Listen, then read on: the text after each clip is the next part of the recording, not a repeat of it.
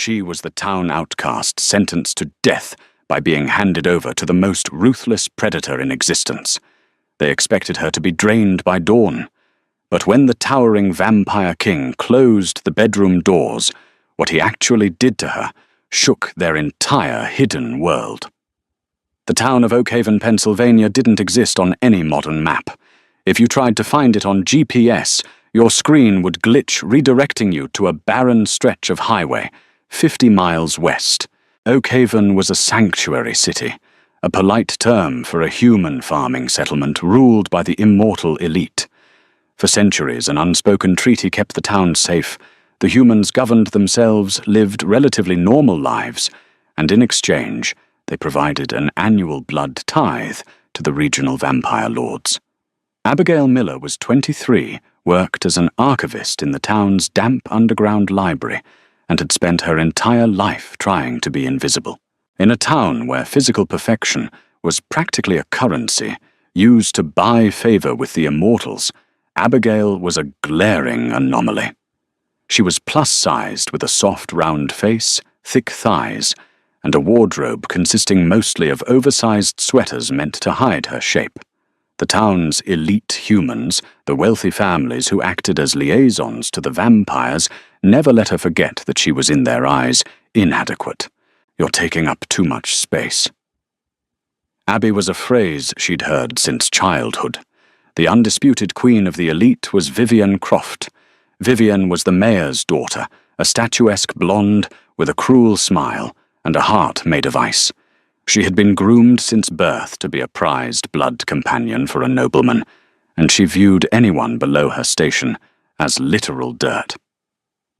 Abigail, with her quiet demeanor and soft body, was Vivian's favorite target. The nightmare began on the night of the autumnal equinox gala. This was the most important night of the decade, as the High King of the Northeast Territory was rumored to be sending an emissary to collect the decade's most significant tribute. The town hall was transformed into a glittering ballroom of velvet and gold. Abigail was only there because her job required her to display the town's historical ledgers for the emissary's inspection. She wore a cheap burgundy dress she had tried to alter herself, pulling uncomfortably at the sleeves as she stood in the shadows. Vivian, draped in spun silver silk, spotted her. With a malicious glint in her eye, Vivian strutted over, flanked by her usual entourage. Abigail Vivian purred her voice, carrying over the string quartet. "I didn't realize the kitchen staff was permitted in the main hall. Are you sure you haven't had enough from the buffet already?" A smattering of cruel laughter rippled through the nearby crowd. Abigail's cheeks burned. "I'm just here to guard the ledgers, Vivian. Leave me alone." "Oh, I'll leave you alone," Vivian whispered, stepping uncomfortably close. "Right after I do this." It happened in a blur. Vivian deliberately stepped on the hem of Abigail's dress, while simultaneously slamming her shoulder into Abigail's chest. Off balance and panicked, Abigail stumbled backward. Her arms flailed, catching the edge of a pedestal behind her. Time seemed to slow down. Atop the pedestal rested the Crimson Chalice, a centuries-old magically imbued artifact made of spun blood glass, gifted to Oakhaven by the first vampire lords. It was irreplaceable. Abigail watched in absolute horror as the chalice tipped, slid off the velvet cushion, and shattered into 1,000 jagged red pieces on the marble floor. The music stopped abruptly. A collective terrified gasp echoed through the cavernous hall. Vivian immediately threw her hands over her mouth in mock horror. "Oh my God, Abigail, what have you done? You clumsy fat cow! Mayor Harrison Croft."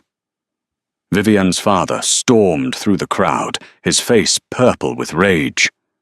"Do you have any idea what you've just destroyed?" he roared, spittle flying from his lips.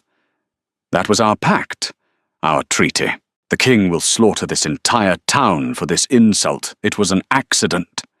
Abigail sobbed, dropping to her knees, desperately trying to gather the sharp shards, slicing her palms in the process. "She pushed me. Vivian pushed me. Liar." Vivian cried out, shedding crocodile tears. She tripped over her own feet. She's always been an absolute mess. The town council convened a sham trial right there in the ballroom. There was no defense, no deliberation. Abigail was a nobody, an orphan with no wealth, no status, and a body the town deemed undesirable. She was the perfect scapegoat. The treaty demands a life for an insult to the crown. Mayor Croft declared, his voice echoing off the vaulted ceilings. But the emissary is not enough. We will send the girl directly to the sovereign's estate.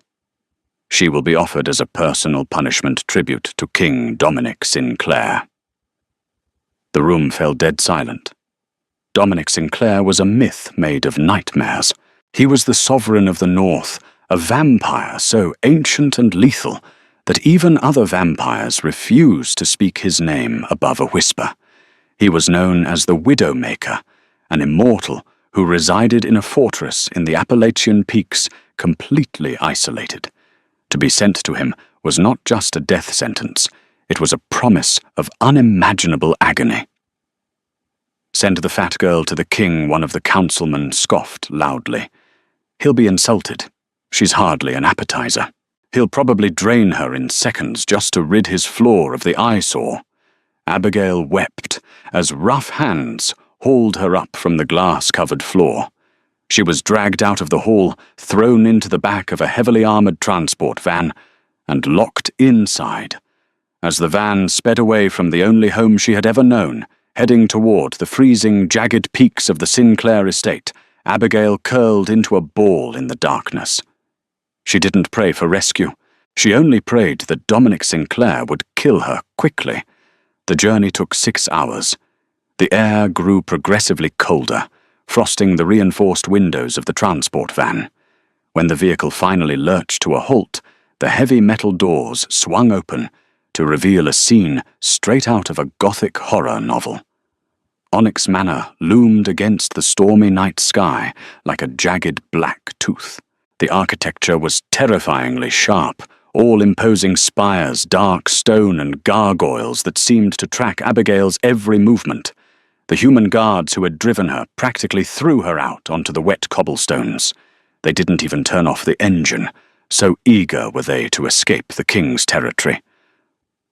As the van sped away, its taillights disappearing into the mist, Abigail was left alone, shivering in her torn, damp burgundy dress. The massive oak front doors groaned open. A tall, impossibly pale man in a tailored suit stood in the threshold. He wasn't the king.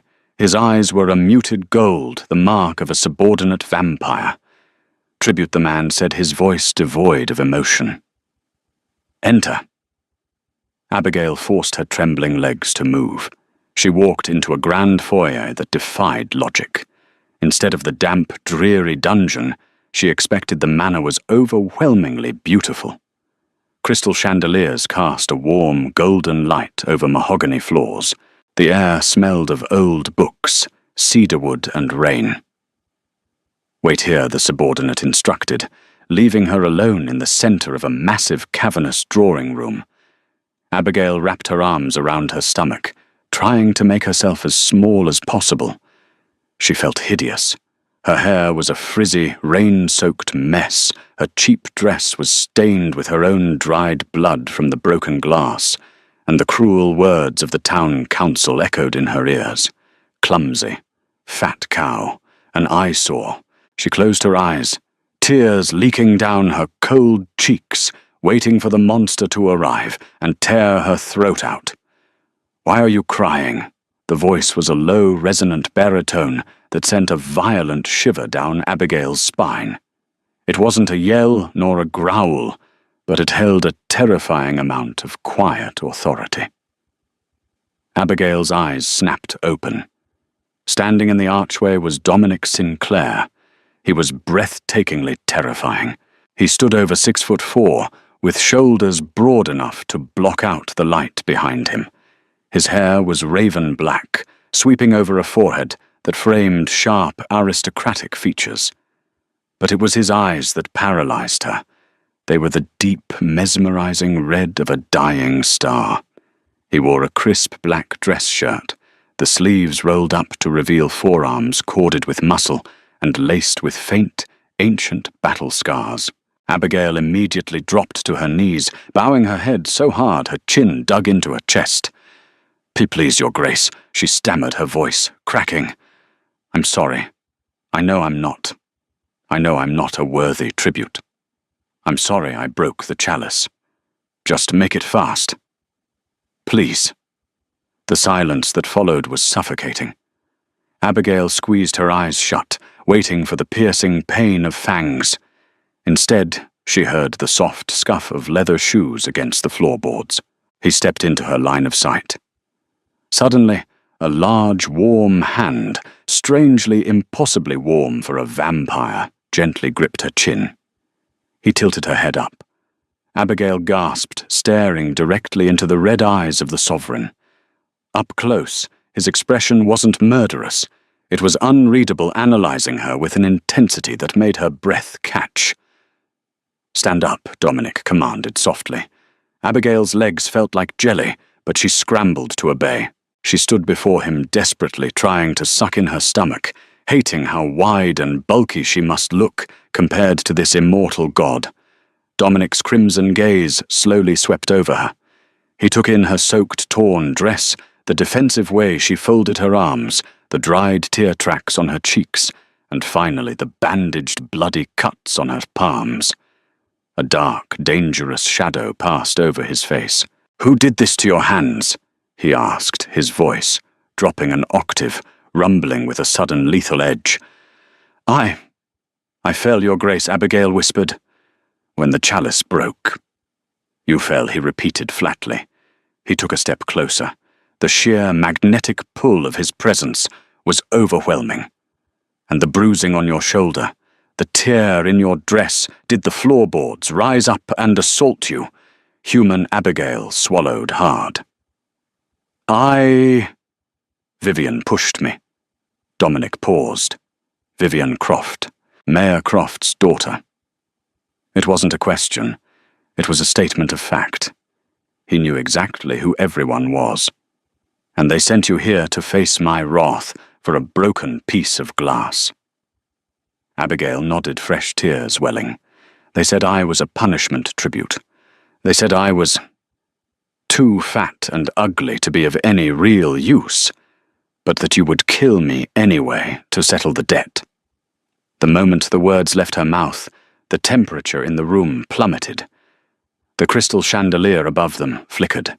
Dominic's jaw clenched so tight, a muscle jumped in his cheek. His eyes flared from deep red to a blinding, glowing crimson. Abigail shrank back, terrified she had provoked him. But the anger radiating from the Vampire King wasn't directed at her. Dominic reached out, and Abigail flinched. But his touch was agonizingly gentle. He bypassed her throat entirely.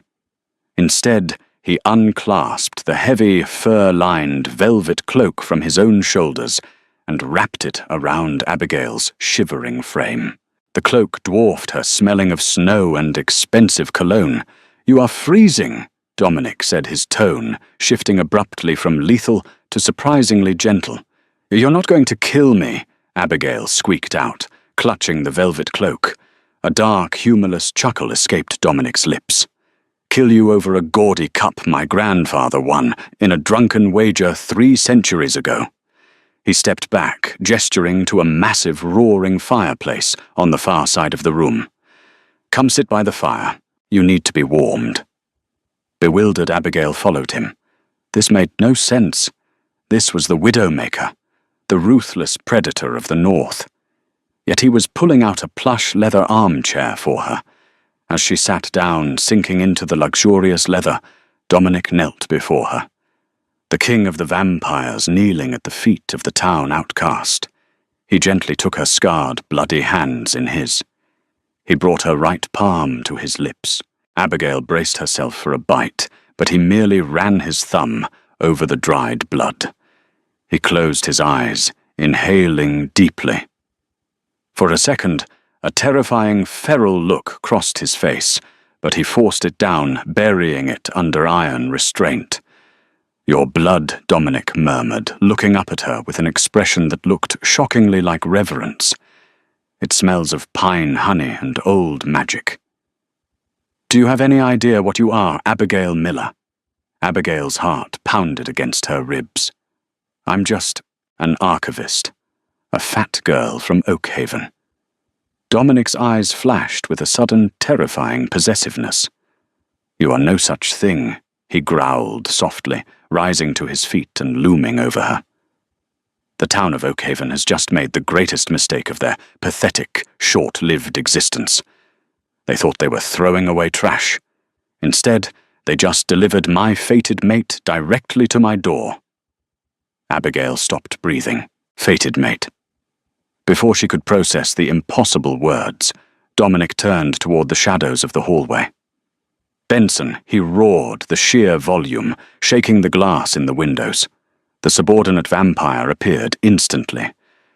"Yes, my king. Send a raven to the Oakhaven elite." Dominic ordered, his red eyes burning with a promise of absolute violence. "Tell Mayor Croft I accept his tribute, and tell him to prepare himself. For tomorrow night, I ride down the mountain to personally express my gratitude for how they have treated my future queen." The following evening, the town of Oakhaven was draped in an atmosphere of smug relief. Inside the opulent Croft estate, a private victory dinner was underway. Mayor Harrison Croft sat at the head of a long mahogany dining table, pouring a generous measure of Glenfiddich 50-year-old single malt scotch into a crystal tumbler. The elite of the town, the wealthy merchants, the councilmen, and the high society matriarchs clinked their glasses, celebrating their own brilliance. A masterful stroke. Harrison Councilman Abernathy chuckled, cutting into a rare filet mignon. We rid ourselves of that clumsy Miller girl, appeased the sovereign, and kept our own daughters safe. A toast to diplomacy. Vivienne sat to her father's right, wearing a stunning emerald green cocktail dress, meticulously applying a fresh coat of Chanel lipstick. "Honestly, I did her a favor," Vivienne sniffed, checking her reflection in a silver spoon. Abigail was destined to die alone in that mouldy library anyway. At least this way she served a purpose. "I just hope the king's men managed to clean up whatever mess he made of her quickly." A chorus of cruel, sycophantic laughter filled the dining room.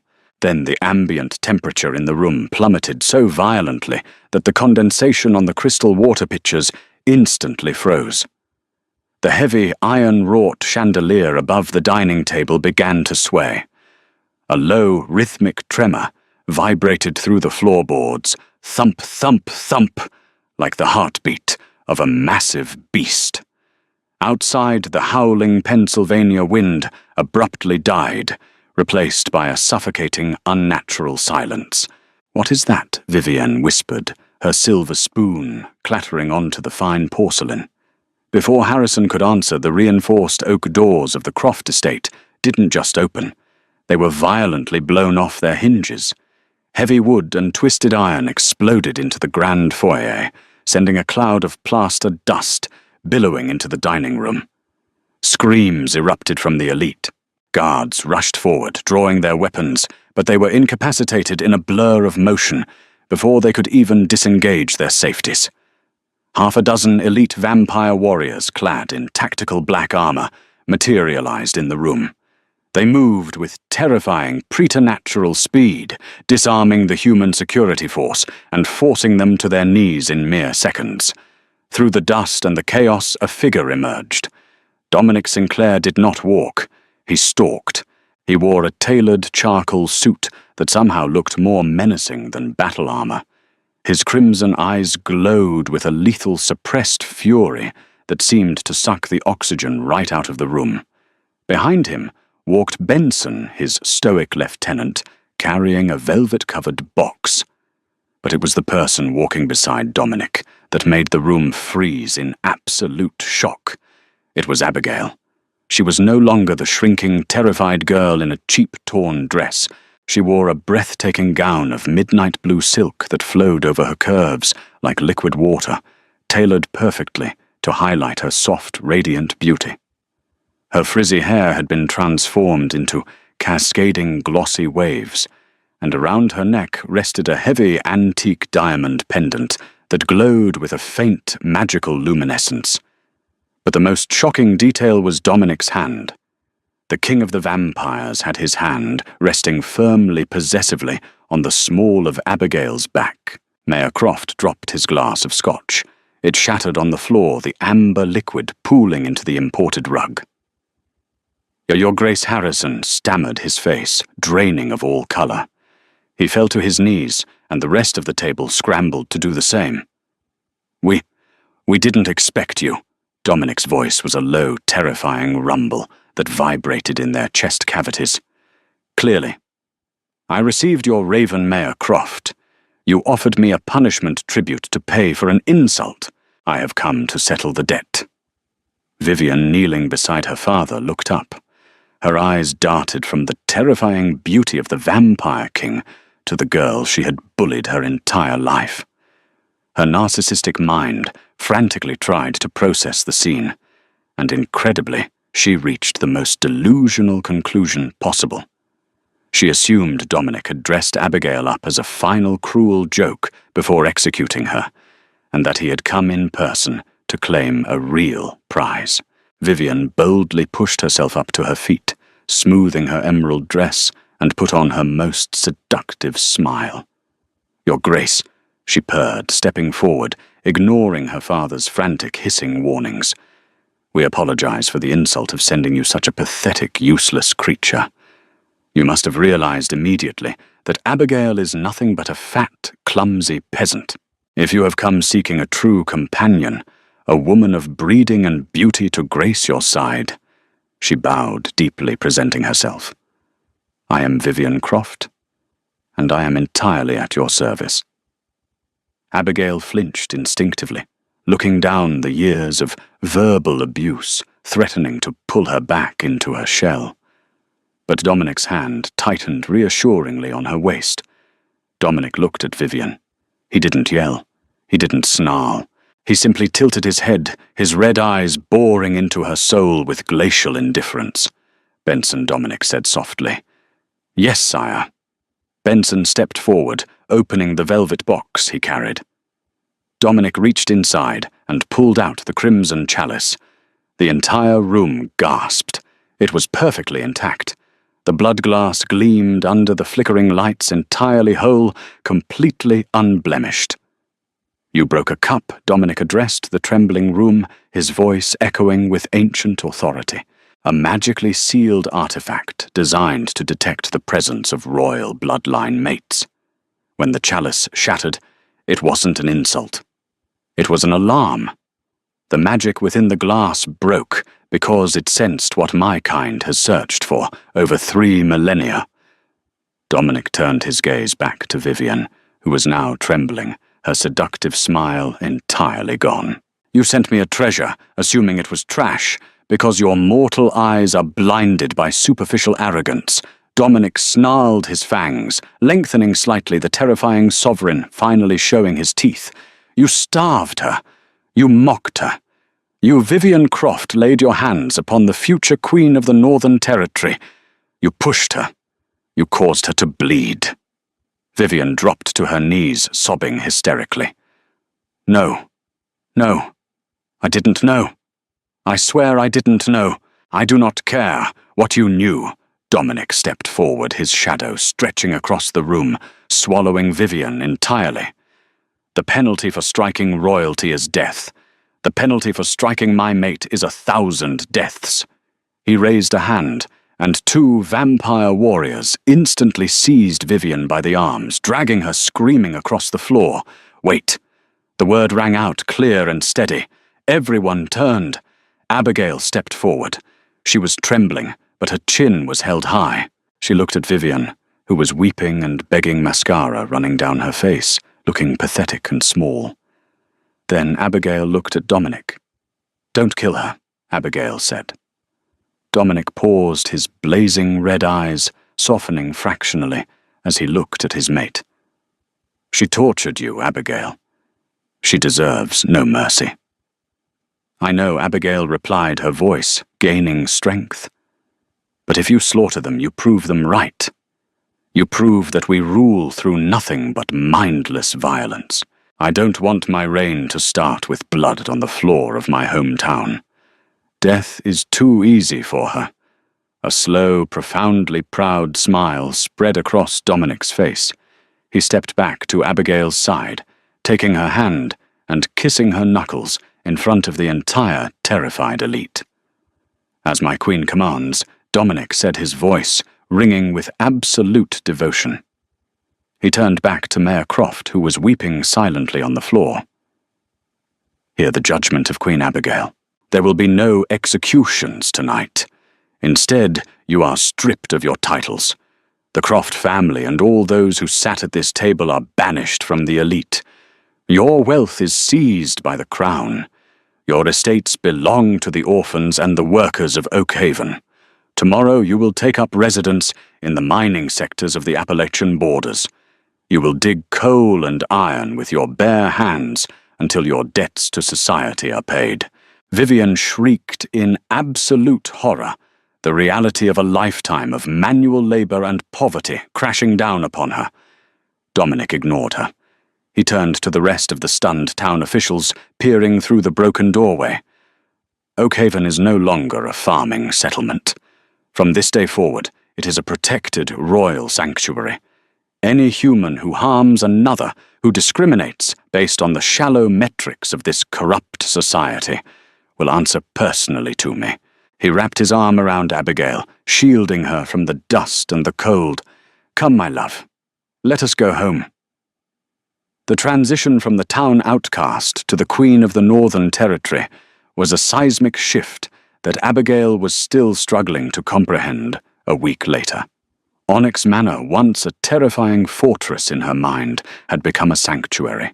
The heavy oppressive drapes had been pulled back by Dominic's strict orders, allowing the golden winter sunlight to flood the ancient halls. The library, which held over 1 million volumes spanning centuries, had become Abigail's favorite retreat. She sat in a plush armchair by a roaring fire, a leather-bound book on ancient vampire lore resting in her lap. She wore a soft, oversized cashmere sweater, not to hide her body, but because Dominic loved how soft it felt when he held her, and comfortable leggings. She traced the scars on her palms, now faint silver lines, thanks to a salve Dominic's healers had applied. The physical wounds were healing, but the mental scars of 23 years of bullying were harder to erase. She still caught herself apologizing for taking up space, still instinctively shrank back when she entered a room. The heavy mahogany doors of the library pushed open. Dominic walked in, holding 2 steaming mugs. He wore a simple black Henley that clung to his muscular frame, looking less like a terrifying warlord and more like a deeply domestic partner. "Bergamot and honey tea," Dominic murmured, handing her a mug. He didn't sit in the chair opposite her. Instead, he sat on the thick Persian rug, right at her feet, leaning his back against her legs. Abigail smiled, threading her fingers through his thick raven hair. He practically purred at the contact, leaning into her touch. It was a stark contrast to the monster the world believed him to be. "You're thinking too loudly," Dominic said, quietly taking a sip from his own mug. "What is troubling my Queen Abigail sighed, setting her book aside. "I'm just waiting for the other shoe to drop, Dominic. Look at you. You're immortal. You're practically a god. You could have anyone. You could have a supermodel, a warrior, someone who looks like Vivienne." Dominic went completely rigid. He set his mug down on the table, turned around, and rose to his knees, placing his hands gently on her thighs. His crimson eyes were entirely serious, devoid of any amusement. "Listen to me very carefully, Abigail," he commanded softly, his thumbs drawing slow circles on her skin. "Vampires do not view beauty the way the corrupted human world does. Humans are obsessed with bones and angles, with starvation and fragility. It is a sickness of your modern era. He leaned in his face, inches from hers. When I look at you, I do not see a girl who doesn't fit into a ridiculous dress. I see life. I see warmth. Your curves, your softness. It is a symbol of vitality and strength. For centuries, my world has been nothing but cold stone, endless wars, and the smell of death. You are the absolute opposite of that. You are a hearth fire in the middle of a blizzard. Tears pricked Abigail's eyes. She tried to look away, but he gently caught her chin, forcing her to meet his gaze. The chalice didn't just break, because it sensed a mate, Dominic explained, his voice dropping to a husky whisper. It broke because it sensed a soul pure enough to balance my darkness. You showed mercy to the woman who tormented you. You spared a town that threw you to the wolves. You are not just my mate by magic, Abigail. You are my queen by right. He leaned forward and pressed his lips to hers. It wasn't the desperate, violent kiss of a monster, but a slow, reverent worship. He kissed her deeply, his large hands sliding up to cup her face, treating her as if she were made of spun glass. When he finally pulled away, they were both breathless. Abigail rested her forehead against his, a profound sense of peace finally settling into her bones. For the first time in her life, she didn't feel the need to hide. She didn't feel too big or too clumsy or too unlovable. She felt perfect. Tomorrow, Dominic murmured against her lips, the emissaries from the southern and western covens arrive. They wish to meet the human who brought the Widowmaker to his knees. Abigail smiled, a newfound spark of confidence lighting up her eyes. Let them come. I think it's time they learned that the new Queen of Oakhaven takes up exactly as much space as she pleases. Dominic laughed, a rich, booming sound that echoed through the library, wrapping his arms around her and pulling her into his lap. The sovereign of the North had been conquered, not by a sword, but by a quiet archivist with a soft heart and an unbreakable spirit. And the immortal world would never be the same.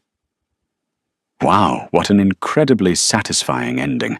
Abigail went from the town outcast to the ultimate queen, and seeing Vivienne get exactly what she deserved was pure perfection. Do you think Abigail was too merciful, or did she make the right call as a true leader? Let me know your thoughts in the comments. If you loved this story of karma and true love, make sure to hit that like button, share this video, and subscribe for more epic romance stories.